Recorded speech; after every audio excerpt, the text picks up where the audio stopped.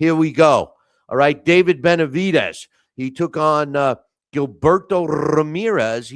Remember, David Benavidez was and still is for now, the world light heavyweight champion, and he moved up into the cruiserweight division to challenge Gilberto Ramirez. And I went back and forth when it was first announced.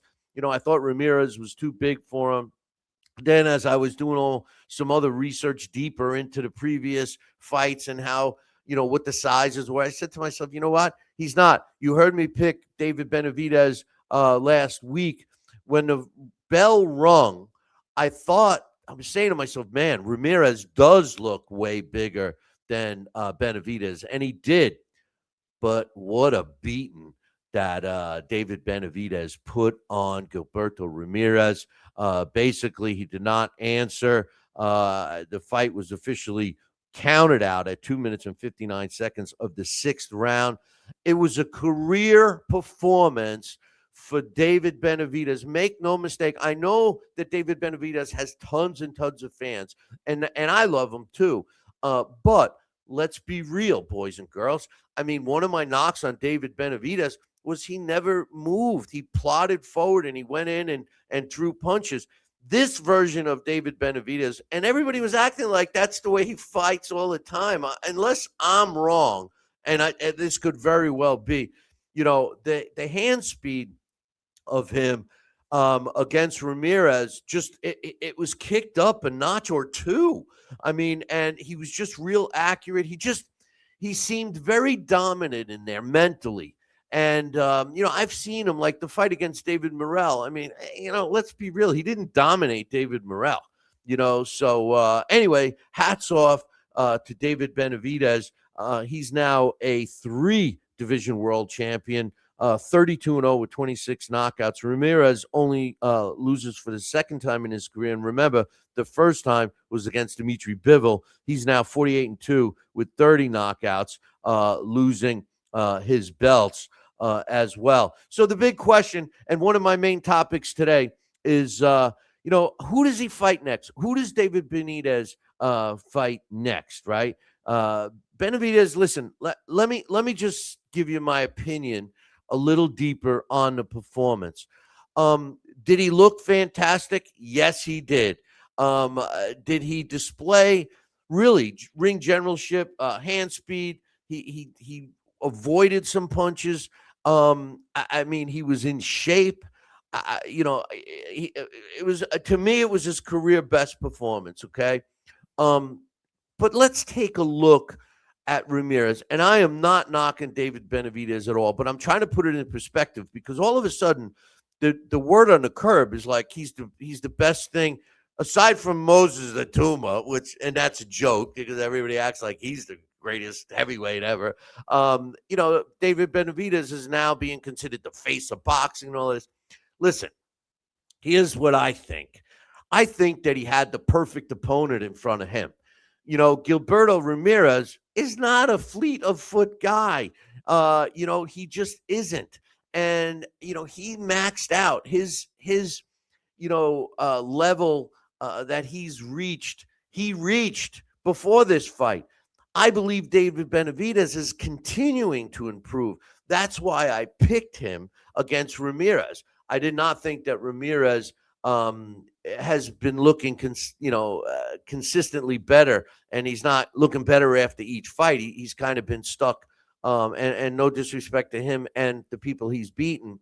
But I think that David Benavidez was in there with the right guy. I mean, I mentioned, earlier with his fight against Morrell. Morrell is a boxer. Morrell moved. And he had footwork, and he kind of made Benavidez look stupid. Benavidez was not able to display any hand speed. He was not able to display his ability to cut off the ring and really control the fight. He did not against David Morrell. And I think that he would continue to have problems against fighters that have a high boxing, or they're boxers. They can move. When you look at what he can do next, I know that he made some comments right after the fight because, of course, Jai Opetaia is the guy that is calling him out, and in my opinion, the guy that he should fight. Well, David Benavidez made a comment. He said, "I think that would be a great fight to make in the future. I respect Jai Opetaia a lot. He's a great fighter, and I think he's come back. I think if he comes back over here and makes these fights happen, because we can't make no fights in Zuffa.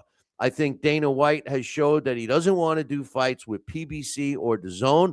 I don't want to sound like I'm disrespecting Dana White, but that's just what it looks like from the outside. If we could come to an agreement and make a big fight, let's do it." Many other people are saying the same thing, including a guy that I was kind of surprised that said it. But Timothy Bradley came out and said that he felt that Opetaia is not on Benavidez's level and that the Mexican Monster would handle him easily. And more people are saying that too. You know what I say? Bullshit. Bullshit. There's no way. Listen, I just told you that I think that Jai Opetaia, that David Benavidez had problem with David Ramirez because of the movement and the boxing ability. Well, has anybody watched Jai Opetaia fight? Jai Opetaia's biggest problem is that he tries to get in there and not utilize it. His biggest mistake would be to try to go toe-to-toe with David Benavidez. But if he's got half a brain, he wouldn't.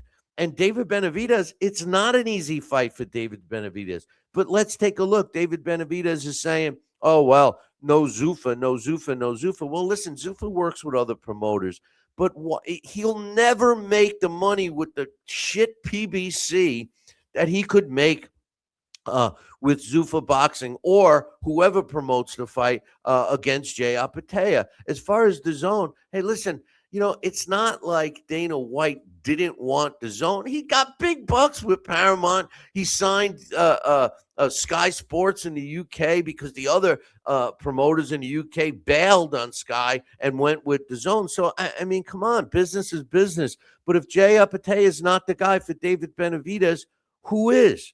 Well, let's take a look because I'm not so sure anyone is. When you look at Jai Opetaia, yes, he was stripped of the IBF belt, but he's still ranked in the IBF at number 4. He's ranked in the WBA at number 1, and he's ranked at the WBC at number 3. Yes, he's the cruiserweight world champion for Zuffa Boxing, but he's the guy. Anybody that watches boxing, especially in the cruiserweight division, knows that Jai Opetaia was the top guy before the Ramirez-Benavidez fight. So come on, just because Benavidez beat a guy that was ducking Jai Opetaia for 2 years, doesn't mean he's better than him. The other option's Ryan Rizicki, but Ryan Rizicki, he's scheduled to fight June 6th against Chris Billiam-Smith. And then another guy, the WBC champ, Noel McKillian. I mean, yeah, that would be a fight for a belt, another belt. But here's the thing. We got to talk money now. All right.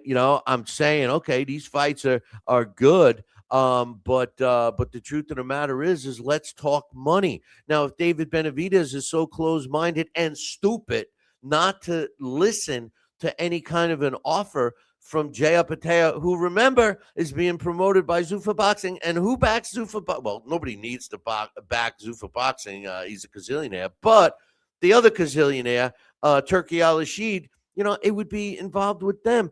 So, I mean, it's stupid for David Benavidez to say it. What's he going to do? Like Coach is saying in the chat room, the next fight you're going to hear is Ryan Rizicki against Benavidez or Benavidez against Noel McKillian. But there's not going to be enough money. I mean, let's be real. David Benavidez, Jai Opetaia, under a Zuffa banner, could net these guys millions each, 10 million each at least, maybe more.